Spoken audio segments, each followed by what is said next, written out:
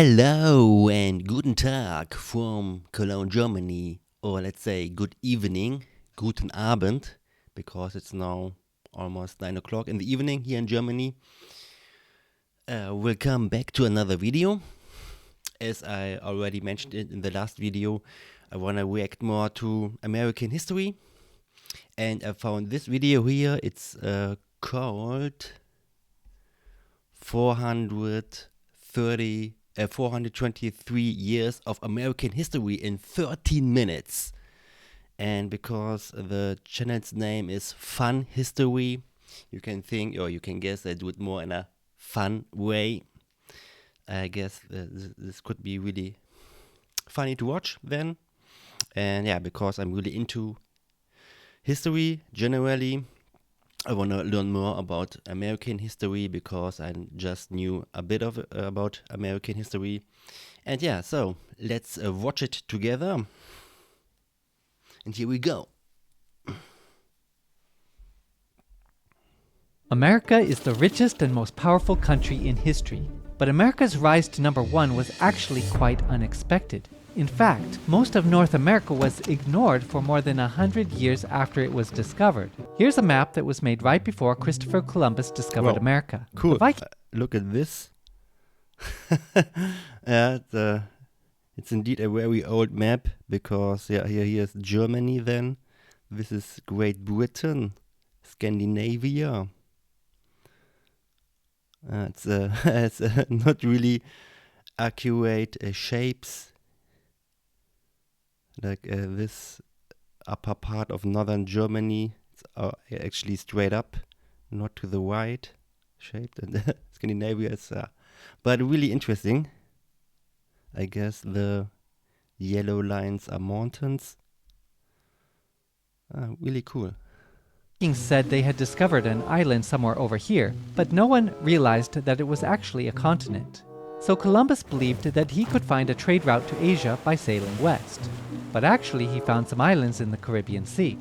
Columbus didn't find the spices he was expecting, but he still believed that he was close to India. So he called the natives Indians, got some goodies, and took them back to the King and Queen of Spain. Hey, your majesties, I just got back from Asia. Great, where are the spices? Well, we haven't found the spices yet, but they've got lots and lots of gold. Now you're talking, Columbus. Go back, tell them all to be Christians, and bring back that gold. A few years before Columbus claimed the West Indies one second. And bring gold. Great, where are the spices? Well, we haven't found the spices yet, but they've got lots and lots of gold.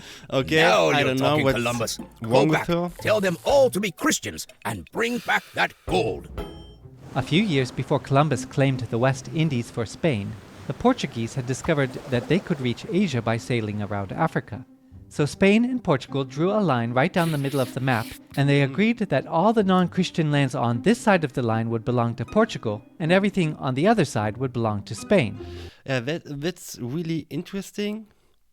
I heard about this story about the line and what they found. What's on the right side of the red line belongs to Portugal then, and then they found explored South America, and this is the reason why you speak Portuguese in Brazil, because this part is not only but also right off the red line, and so Brazil is because this fact the only country in South America where the people don't speak Spanish but Portuguese, because this line they drew, and then they found or explored Brazil, the Portuguese people. Portugal, and everything on the other side would belong to Spain. So the Portuguese sailed to Asia and built a huge trading empire, and the Spanish got busy conquering their half of the world. All of the interesting parts of the Americas were down here, where there was lots of gold, silver, and people. So that's where the Spanish went. Actually, the Spanish also sent an expedition into North America in 1539, but they didn't find gold and silver, so they mostly ignored all these useless lands up here in North America. The English actually sent an explorer to North America while the Spanish were still exploring the islands in the Caribbean. That was 16 years before the Spanish discovered Florida. But after that, the English waited almost 100 years before they tried to colonize America. England's first colony was established at Roanoke, North Carolina in 1585. Roanoke, I never heard about this. Does this still exist with this name? Let's check it. Roanoke. Roanoke Island? Roanoke Colony? Just 1 minute or a few seconds. Colony, Roanoke Island. The first English settlement, 1584 to 1586. Okay, interesting. And yeah, it still exists with this name, Roanoke Island.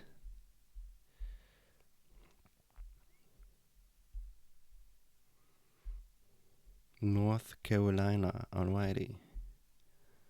Okay, let's go back to the video.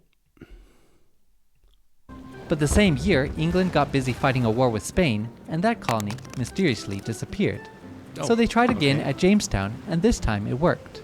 Next, the Pilgrims arrived in Plymouth. Okay, just 1 second. So let's check Jamestown. Jamestown,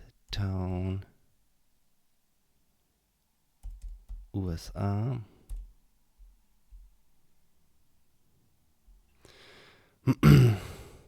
Jamestown, USA refers to America's first permanent English settlement, founded in Virginia in 1607 by the Virginia Company of London, marking the start of English colonization and eventually leading to the U.S. Despite facing immense hardship, starvation, and conflict, it survived to become a prosperous colony, introducing English governance, language, and culture. Okay, really interesting. Pilgrims were strict Christians who outlawed bad stuff like gambling and celebrating Christmas. Soon lots and lots of people... They didn't celebrate Christmas? In Plymouth, the Pilgrims were strict Christians who outlawed bad stuff like gambling and celebrating Christmas. Soon So did they celebrate Christmas or didn't they celebrate Christmas? Because I don't understand. But what means outlawed? But I have to check it. 1 second. I'm not sure. Outlaw. Deutsch bitte. Verbieten. So they forbid to celebrate Christmas then. The Pilgrims were strict Christians who outlawed bad stuff like gambling and celebrating Christmas. So how can you be Christian but forbid to celebrate Christmas? That's at least nowadays the Christian event of the year. Do you know the reason for that? That it's really weird. But let's move on. Soon lots and lots of people were coming to America, and before long the East Coast was covered with British colonies. Meanwhile, the French were busy claiming all of the land in the middle of North America. Now it's 1754, and it's time for a war to figure out who really owns what in America. French people had New France, all of the land in the middle of North America. Okay, that's interesting, but then I'm wondering now why. I know you speak French in Canada, but it's in the north here, like this. So why don't you speak French in the USA anymore? That's a good question then. Now it's 1754, and it's time for a war to figure out who really owns what in America. New France has a population of about 60,000 people, so they team up with some Indian tribes to help them fight. That's why it's called the French and Indian War. The British colonies have a population of more than 1 million people, and they also team up with some Indian tribes. Who do you think won? That's right, the British beat the French. At the same time, there was also a big war back in Europe, and when it was over, it was time to redraw the map. France gave half of Louisiana to Spain before the war was over to make sure Britain didn't get it. Then, after the war, France had to give the other half of Louisiana to Britain. France also had to give Canada to Britain. Now Britain had lots of land in America, but Britain had also spent lots of money on the war, and now they needed money. Hey, colonies, you know that expensive war we helped you win? Yeah, thanks for the help. Sure, no problem. By the way, we're going to start collecting lots and lots of taxes to pay for all the help we give you. What? You never help us. We're the ones who are always helping you. And how can you tax us if we don't get to vote? The colonists weren't happy with the new taxes, and the disagreement turned into a fight, and from a fight into a revolution. On the 4th of July, 1776, the Americans declared their independence from Great Britain. The Independence Day, 1776, 4th July. The Americans. I reacted a few months ago to the celebrations of the July of 4th of July, and in this video they also showed this description, this letter, the declaration of the independence of America from England. So can I read this? The unambitious, I don't know, Declaration of the 13 United States of America, July the 4th, 1776, when in the loose, I don't know, of human, events, I don't know, it becomes necessary for our one people to dissolve the political bands which have connected them with another, and to, I don't know, among the powers of the earth, the separate and equal stash, I don't know, to which the, I don't know, of nature and of nature's God entitle them, decent, I don't know, respect to the opinions of mankind requires that they should declare the causes which impact I don't know, them to the separation, I guess. Really interesting. Declared their independence from Great Britain, and that was the beginning of the United States of America, right? Not quite. It would be 5 more years before the Americans won their War of Independence. And after they had won their freedom, they had a new problem. The government they had created was a complete mess. The 13 colonies had essentially become 13 independent countries that were only united in name. The new nation was failing, and it was failing fast. So the Founding Fathers wrote a new constitution and created an entirely new federal government that actually worked.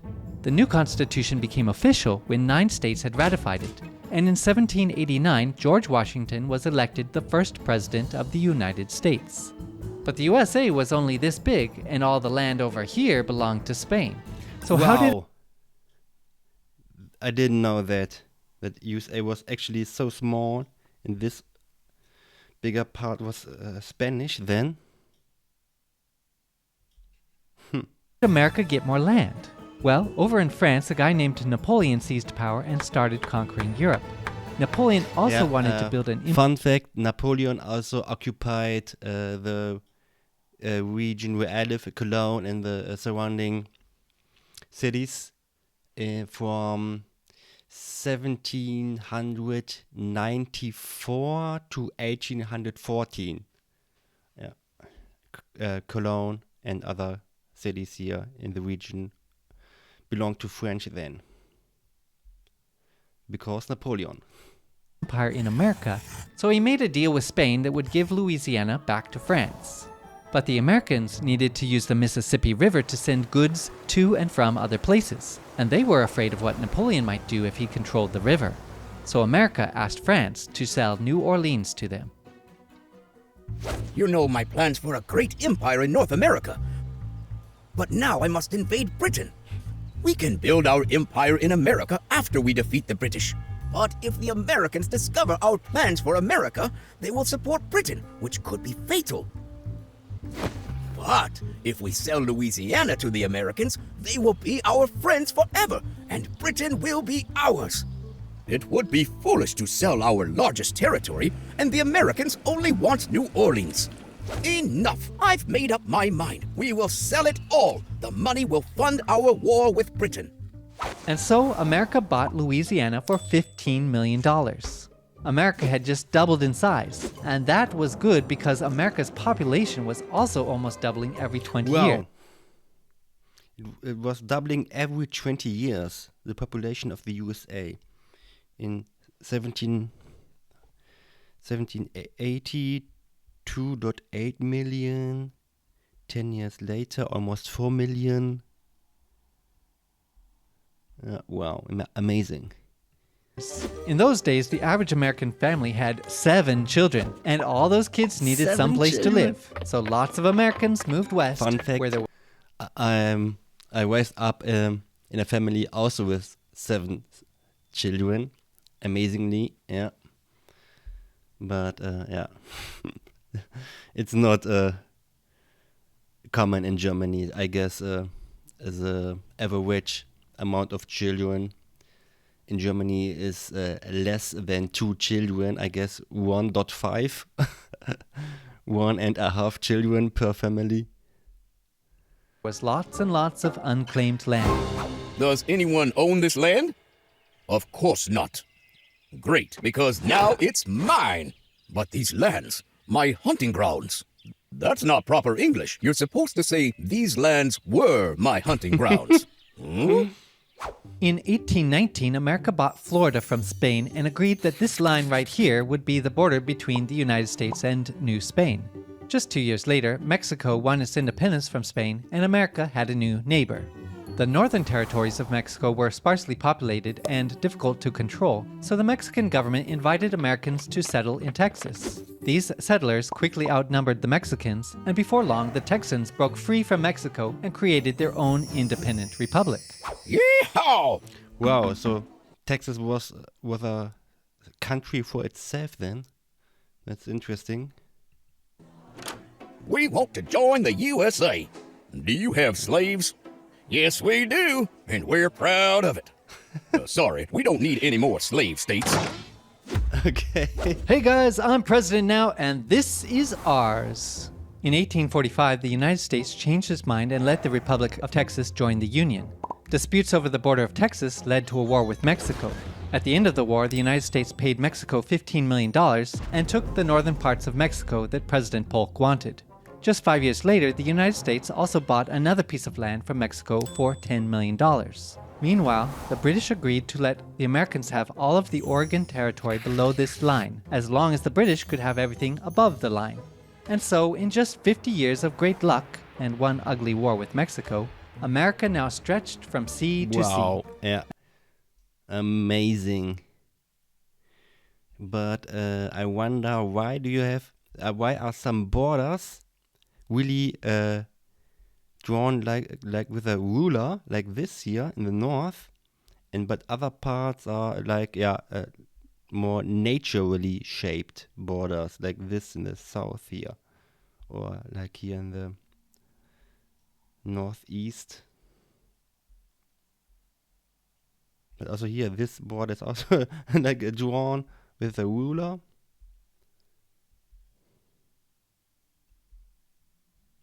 And now there was nowhere left to expand, unless... Hello, Uncle Sam. I found an island in the middle of the ocean. Can I claim it for the U.S.?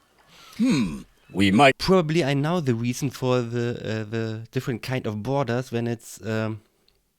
sometimes they really set the border with a ruler, and in other places probably river is the border is shaped by a river.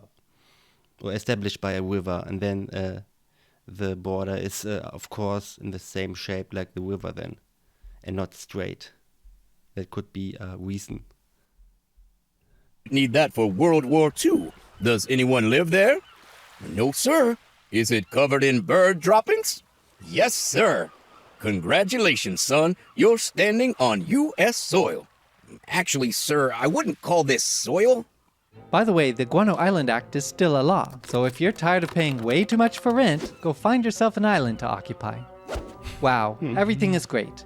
Right after the Americans got California, word spread that gold had been discovered, and lots of people rushed to California to help dig up the gold. Up in the Oregon Territory, there was lots of free farmland. America was thriving and there was peace on all sides. But there was a big problem on the inside, and that was the problem of slavery. In northern states, slavery was illegal, and many considered it to be a great evil that must be stopped. In the South, slavery was an important part of the economy. The Americans had been arguing about slavery for decades, but everything came to a head when Abraham Lincoln was elected president in 1860. Many people in the South believed that Lincoln would abolish slavery, so most of the slave states separated from the United States and made their own country. That led to a big civil war. Lots of people died, the North won, the slaves were freed, and the United States was united again. I'm sorry to hear about the assassination of President Lincoln. Yeah, another assassin tried to kill me on the same night, but I survived the stabbing. That's terrible. I mean, it's terrible that you were stabbed, but I'm glad that you survived. By the way, the Tsar wants America to have Alaska. How much can you pay for it? I think we could do 5 million, maybe 5.5 million, but not more. How about 7 million? Sure. Great. I have approval for 7 million. We can make the treaty tomorrow. Can we do it tonight? I should have asked for more money. Great. Now America has another huge chunk of land. Now it just needs a few tropical islands. Hey, look at that! Some American businessmen have taken control of the Hawaiian Islands, and they're asking the United States to annex them. But the President of the United States said no. He believed that America must be a just and law-abiding nation that never misuses its great power to take advantage of the weak. But others feared that if America didn't get involved in the affairs of Hawaii, another great power like Germany or Japan would come and take the islands and use them as a base to attack America in a future war. Should America mind its own business, or should it mind its own interests? America's policy of staying out of other nations' conflicts was about to be tested because something was brewing in Cuba, and it wasn't coffee. Cuba was in the middle of a war for independence. Almost all of Spain's other colonies had already won their independence from Spain after the American and French revolutions. But Cuba, Puerto Rico, and the Philippines were still colonies of Spain. The Cuban War for Independence was constantly in American newspapers, and most Americans sympathized with the revolutionaries. In 1898, after an American warship sank in a mysterious explosion, the US told Spain to leave Cuba or else. Spain responded by declaring war on the United States. Then the US quickly captured Cuba, Puerto Rico, and the Philippines, effectively bringing an end to what remained of the Spanish Empire that Christopher Columbus had begun. During the Spanish-American War, the US also annexed Hawaii, which was becoming an important naval base. After the war, the president was shot, and so the young and energetic Theodore Roosevelt unexpectedly became president. Hey, Columbia, we want to build a canal right here. Sure, just pay us $10 million. It's a deal. Actually, we changed our mind. You can't build a canal. What? But we made a deal. Sorry. Hey, Panama, welcome to the Club of Countries. We want to build a canal right here. Sure, go ahead. While Roosevelt was president, he built up the second largest navy in the world and used this powerful navy to influence global politics. The Americans finished building the Panama Canal in 1914, allowing the powerful US Navy to quickly move between the Atlantic and Pacific Oceans. America had become a world power, and World War I had just begun. If you want me to make more videos like this, please subscribe to let me know, and be sure to watch the next video right here. Well, that was really interesting and fun as well. Please like the original video. I guess they put much effort into it. It's really interesting and easy to watch. Thank you to Fun History for this really nice and fun video. Yeah, that was really interesting and really good summarized 400 years of amazing American history in 12 minutes. And it was really, really nice to watch.